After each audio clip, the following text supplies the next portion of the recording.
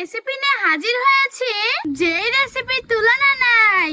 দেখুন কত সহজেই বানানো যায় রেড চিকেন ফ্রাই।